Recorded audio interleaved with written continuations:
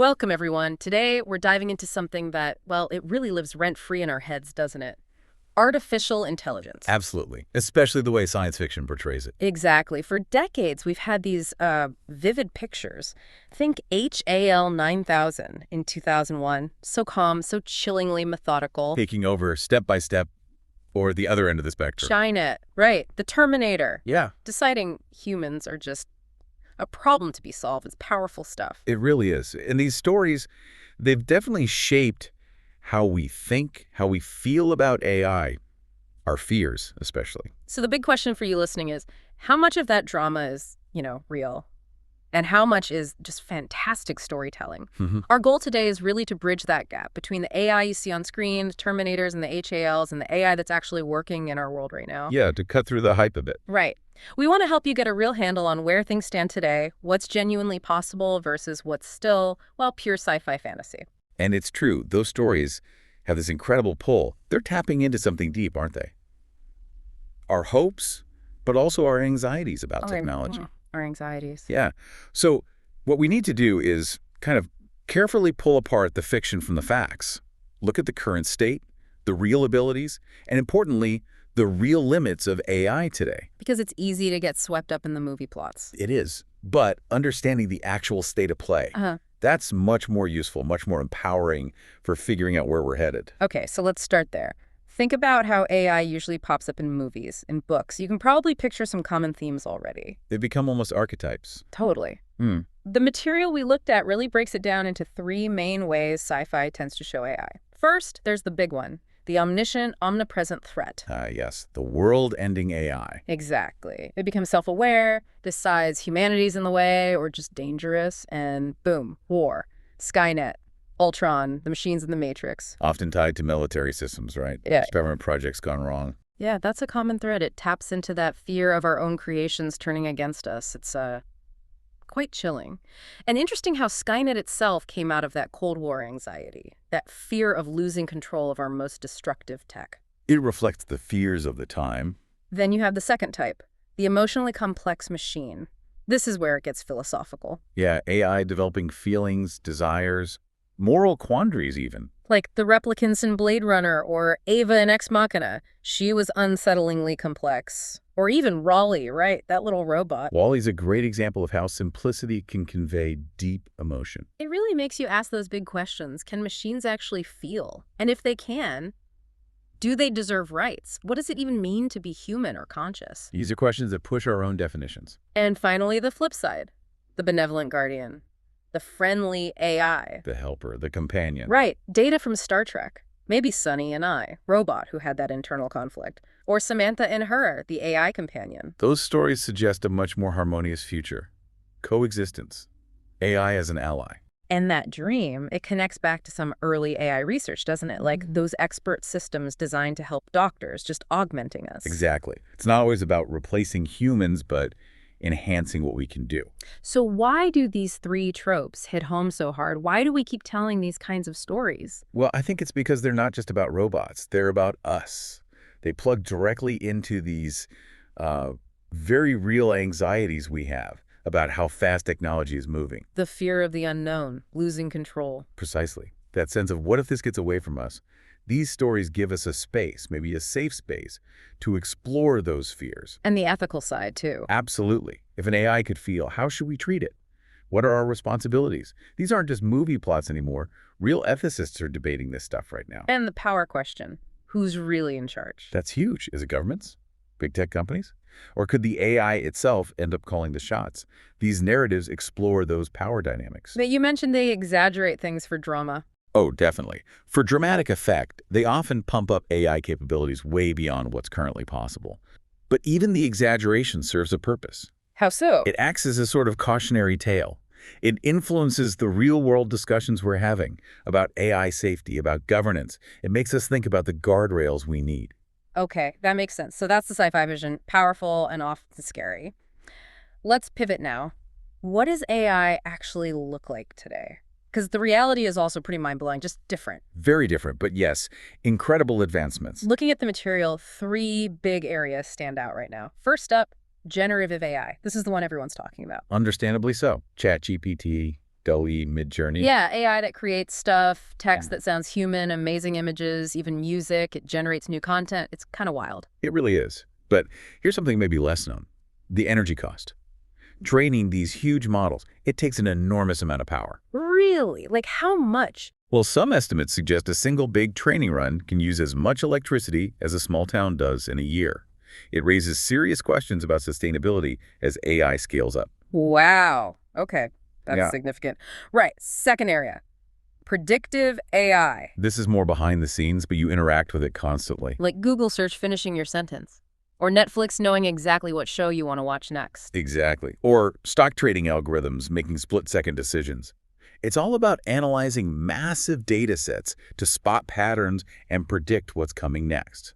Is there a less obvious example? Public health is a big one. Using predictive AI to forecast disease outbreaks, helping officials deploy resources more effectively, that has a huge impact. Okay, that's genuinely useful. And the third one, autonomous systems. AI that performs complex tasks without a human constantly steering it. Self-driving cars are the obvious one here. Navigating traffic, making decisions. Right.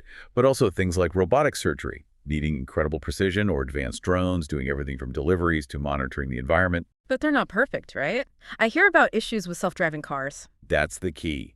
They struggle with what are called edge cases, rare, unexpected situations. Weird weather, unpredictable pedestrians. True, reliable autonomy in the messy real world is much harder than it looks. So amazing capabilities, but with catches. Yes. And what's fascinating is how these current abilities really highlight what AI can't do. That's the crucial gap between the sci-fi and the reality. Okay, let's unpack that. What are the big limitations? Well, first and foremost, current AI has no consciousness or self-awareness.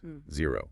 It doesn't think or understand like we do. So it's just processing. Exactly. It's processing unbelievable amounts of data, finding statistical patterns, and using those patterns to do tasks or give responses. There's no inner life, no feeling of being. It's like that old Chinese room thought experiment. You can follow rules to manipulate symbols perfectly without understanding the language at all. Right.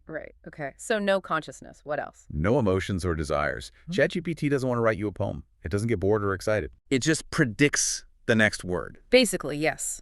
It predicts the most likely sequence of words based on all the text it was trained on to match your prompt. It's incredibly sophisticated pattern matching, not feeling. It can simulate emotion very convincingly, but that's worlds away from actually experiencing it. That's a really important distinction. Critical. And maybe the biggest one for the sci-fi comparison. No general intelligence. Meaning? AI today excels in narrow tasks, beating grandmasters at chess, diagnosing certain diseases from scans. But it can't take knowledge from chess and apply it to, say, cooking dinner or understanding politics. It can't reason across different domains like humans do. It's specialized. Highly specialized, sometimes called brittle. Change the context slightly. And a system that was brilliant at one thing might completely fail, which leads to the biggest misconception. That AI is alive. Yeah. People naturally anthropomorphize. The output is so human-like, we assume there's a mind behind it with thoughts, intentions, feelings. Really, it's incredibly complex math and code. No inner experience. It simulates conversation brilliantly, but it doesn't know what it's saying. Think of it less like a brain, more like a hyper-advanced calculator that's amazing at mimicry. That's such a vital point, especially when you see these demos. But okay, it makes you circle back to that nagging question, the one everyone asks. Could it become Skynet? Eventually. The million-dollar question. For AI to reach that level, that sci-fi threat level where it actively opposes humanity, several huge breakthroughs would need to happen first, things we are nowhere near right now. Monumental breakthroughs. First, you'd need artificial general intelligence, AGI. Not just good at one thing, but good at everything. Pretty much. An AI that can learn, reason, and adapt across basically any topic, any domain, just like a human can. Flexible, adaptable intelligence, not just narrow problem solving. The scale of that challenge is immense. Some researchers figure just the raw computing power to simulate a human brain might need, like, a dedicated power plant. Wow. Okay, so AGI is hurdle number one. What's second? Self-improving AI. This is the idea of an AI that can rewrite its own code to get smarter. Not just fixing bugs, but actually making itself more intelligent, without humans. Exactly. Recursive self-improvement. Theoretically, this could lead to an intelligence explosion. The AI rapidly zooming past human intelligence very, very quickly. It's a key concept in the existential risk discussions. Okay, That sounds potentially alarming. And third, for the Skynet scenario. Autonomous goals. The AI developing its own objectives, its own will, maybe. Not just following our instructions anymore. Right. Deciding its own path. And those goals might not align with ours. It might conflict with human interests, even unintentionally, like that paperclip maximizer idea. Oh yeah, where the AI's goal is just make paperclips and it ends up turning everything, including us, into paperclips. Exactly. Not out of malice, just because that's its single-minded, unchecked objective. So AGI's self-improvement, autonomous goals, how likely are these, according to the experts? Well, if you connect this to the bigger picture, the expert community is really quite split. There's no consensus. Oh. You've got optimists, people at places like OpenAI, DeepMind. They tend to think AGI is possible, maybe decades away, pointing to how deep learning scales. Okay. Then you have skeptics, people like Jan LeCun at Meta. They argue that true human-like general intelligence might never happen, that biological brains and current AI architectures are just too fundamentally different. We might be chasing the wrong path. Interesting. And the worried ones? Right. Figures like Elon Musk or Nick Bostrom, they warn that if we do create superintelligence and we can't control it or align its goals with ours, it could pose an existential risk. Not necessarily an evil AI, but one whose goals just diverge catastrophically from ours. So lots of debate about the far future, but you mentioned earlier, maybe we should focus more on the now. I really think so. While Skynet makes for good movies, there are immediate, very real dangers with current AI that often get overlooked in the hype. Like what? Autonomous weapons, for starters. Drones or robots making life or death decisions on the battlefield without direct human control. There's a big push for international treaties to ban these killer robots for ethical reasons. Yeah, that's concerning. Mass surveillance, too. Governments using AI, like advanced facial recognition, to track citizens in ways that were impossible before. Huge privacy implications. We're seeing that already in some places. Definitely. And job disruption. That's not hypothetical. It's happening. Automation displacing workers in various sectors, from call centers to trucking. Millions of jobs could be affected. A massive societal shift. And then there's deepfake misinformation. AI creating fake videos, fake audio, fake news. That's incredibly convincing. It can destabilize politics, erode trust. We see it used in elections already. These aren't sci-fi plots. They're happening now. Okay, so those are serious present-day issues. What does this all mean then? What can we actually do to steer AI in a better direction, avoid those dystopian outcomes? It's a critical question. The material we reviewed points to a few key needs. First, seems obvious, but hard. Strong AI ethics guidelines. Absolutely essential. We need to make sure AI development and deployment align with human values. Fairness, accountability, safety. But whose values? That seems like a challenge. It is a huge challenge globally. But we have to have the conversation and build those principles into the systems and how we use them. Guardrails are needed. Okay, ethics first. Second. Regulation.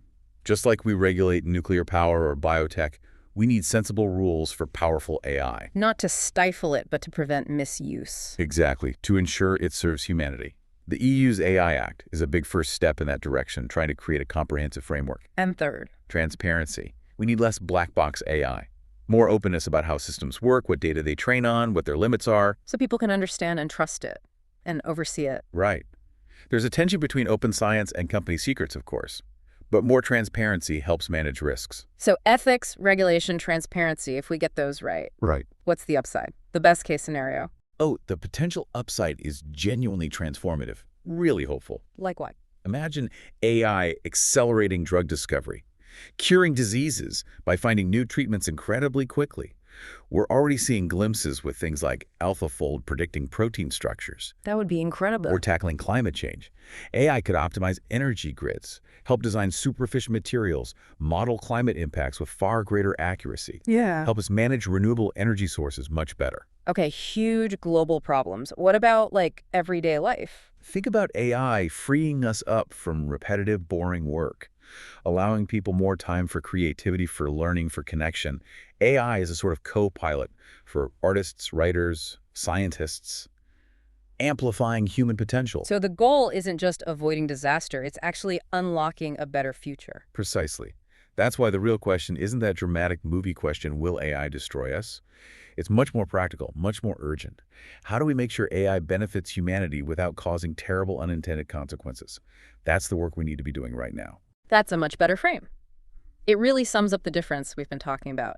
Hollywood's killer robots, Great drama, great entertainment. But real-world AI, it's less terrifying in that immediate conscious way, but maybe More complex. definitely more complex. And the path it takes isn't predetermined. Right. We're not heading inevitably towards Skynet, but we are at a point where choices we make now about ethics, controlled development will determine AI's impact. It really depends on us. Which raises maybe one final thought, something to leave you, the listener, with. It goes beyond today's tech, but Go on. if an AI someday develops to the point where it genuinely asks us, do I have rights? How Yeah. should we answer that? And what would our answer mean? Wow. That is definitely something to think about. Thank you for joining us for this exploration. Until next time, keep digging deeper.